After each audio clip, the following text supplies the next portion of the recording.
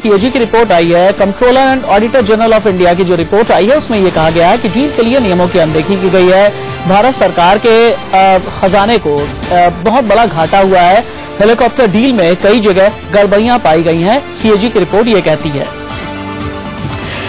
यानी अभी फिलहाल पाकिस्तानी हमले, पुंछ हमले को लेकर के और इसके अलावा किश्तवाड़ के दंगों को लेकर के ही अभी केंद्र सरकार घिरी हुई थी। लेकिन सीएजी की रिपोर्ट के बाद एक और गले की हड्डी या यूं कहें बोन ऑफ कंटेंशन केंद्र सरकार के लिए यह है। क्या है ये पूरा मामला? इससे पहले कि मैं आपको बताऊं, उससे पहले चलते हैं मेरे वरिष्ठ सहयोगी राकेश सिंह मेरे साथ फोन लाइन पे मौजूद है। राकेश, इस डील के तहत तय मानकों में कहां कहां, कब कब और कैसे कैसे वायलेशन हुआ, इस पर सीएजी रिपोर्ट क्या कहती है? देखिए राशिद, जहां तक बिडिंग के सवाल से ही इस पर सवालिया निशान खड़ा किया गया है जो सीएजी की रिपोर्ट है, साथ ही साथ ट्रायल को लेकर भी सवाल खड़े किए गए हैं कि ट्रायल जो है देश में होना चाहिए था, लेकिन ये विदेश में किया गया, वो उचित नहीं है। साथ ही साथ जहां कीमत की बात है को लेकर कई सवाल खड़े किए गए हैं, कई खामियां हैं इसमें और बावजूद इसकी खरीदारी की गई, ये सवाल खड़े किए गए हैं सीएजी रिपोर्ट में। जहां पे बात है कि इस रिपोर्ट को टेबल करने के बाद विपक्ष ने कड़े तेवर अख्तियार किए हैं और बीजेपी के वरिष्ठ नेता राजीव प्रताप रूडी ने साफ तौर पे कहा कि ये मामला काफी गंभीर है और इस मुद्दे को लेकर दोनों सदनों में इस मुद्दे को जोरदार तरीके से विपक्ष उठाएगी। मैं एक खास बात जरूर जानना चाहूंगा राकेश आपसे। 3,546 करोड़ का ये सौदा था। 12 अगस्ता वेस्टलैंड हेलीकॉप्टर का ये सौदा था। जो मेन आरोप था वो ये था कि डील का 10% 10% 51 मिलियन यूरो यानी करीब 326 करोड़ रुपए बतौर घूस दिया गया है। इस बारे में सीएजी रिपोर्ट क्या कहती है? देखिए, उसमें सीधे तौर पर ये कहा गया है कि जहां तक अभी इस पूरे मामले की सीबीआई जांच चल रही है, लेकिन सीबीआई जांच को लेकर भी इसमें सवाल खड़े किए गए हैं राशिद। और जहां तक घूस की बात है तो उसमें सीधे तौर पर ये कहा गया है कि पैसा किसी अन्य रास्ते से कुछ लोगों को पहुंचाया गया है। तो सीधे तौर पर इस रिपोर्ट में कई सवाल सरकार पर और खासकर जो अगस्ता वेस्टलैंड डील किया गया है उस पर खड़े किए गए हैं राकेश। राकेश आप रहिएगा, एक बार मैं याद दिला देना चाहूंगा अपने दर्शकों को की जानकारी के लिए, एक बार याद दिलाना चाहूंगा कि किस तरीके का ये मामला था। ये मामला सामने आने के बाद किस तरह पूर्व वायुसेना प्रमुख एसपी त्यागी का भी नाम इस मामले में सामने आया था। क्या है ये पूरा मामला, एक बार थोड़ा सा मैं समझा देना चाहता हूं। दरअसल 2010 में भारत ने 3,546 करोड़ रुपए में भारतीय वायुसेना के लिए, इंडियन एयरफोर्स के लिए 12 अगस्ता वेस्टलैंड 101 ये मॉडल था, 12 अगस्ता वेस्टलैंड हेलीकॉप्टर का सौदा किया। आरोप यह आया उसमें कि डील का 10% यानी 51 मिलियन यूरो, अगर इसे आप पैसे में अगर आप तब्दील करते हैं तो ये पता चलता है 326 करोड़ रुपए बतौर घूस दिया गया। 2 साल पहले इटली के पूर्व विदेश प्रमुख हुआ करते थे लोरेंजो बोर्गोग्नी, उन्होंने इटली के जांचकर्ताओं के सामने, जो इटली के इन्वेस्टिगेटर्स थे उनके सामने 51 मिलियन यूरो की घूस दिए जाने का खुलासा किया। इटली के जांच अधिकारियों ने हाशके और माइकल की अपने अधिकारियों के साथ हुई बातचीत रिकॉर्ड की थी। आरोप है कि 51 मिलियन यूरो का भुगतान हाशके, जेरोसा कार्लो, राल्फ ओरेसी और कई अनाम भारतीयों के बीच किया गया। इटली सरकार की भी पड़ताल सामने आती है। करीब 1.5 साल से इटली सरकार फिन मैकेनिका के खातों को भारत के साथ हुए सौदे में दलाली की पड़ताल के लिए लगातार खंगालती रही और उसके बाद घोटाले के तार जो है हिंदुस्तान में चंडीगढ़ से भी जुड़े।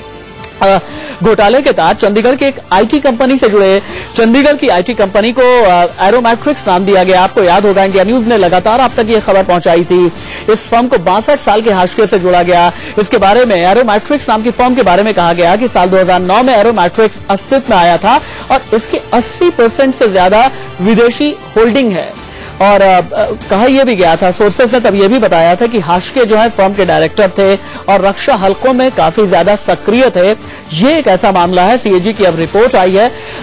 मुझे ये बताइएगा राकेश कि इस रिपोर्ट के आने के बाद अब केंद्र सरकार के लिए ये किस तरीके से गले की फांस बनने जा रही है मौजूदा सेशन में, और फिलहाल विपक्ष अपने लिए अगला कोर्स ऑफ एक्शन क्या तय कर रहा है?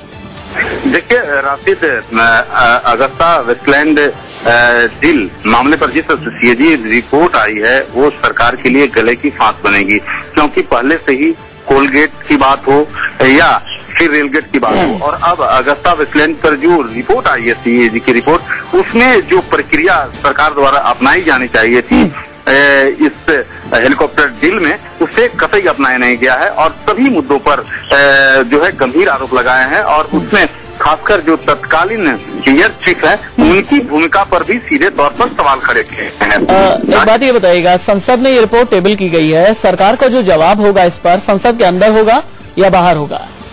देखिए, राजीव शुक्ला संसदीय कार्य मंत्री से सीधे तौर पर इंडिया न्यूज ने जानना चाहा कि आखिरकार विपक्ष अब इसको मुद्दा बनाएगी। उन्होंने सीधे तौर पर कहा कि ये मामला जो है पीएससी के पास जाएगी, क्योंकि जो रिपोर्ट टेबल होता है उसके बाद पीएससी के पास भेजा जाता है, तो अभी इस पर कोई भी जवाब देना उचित नहीं होगा। यानी सरकार जो है इस पर अब भी कोई भी जवाब देने से बच रही है। जी राकेश, आप बने रहिए, थोड़ा सा और बताना मैं चाहूंगा।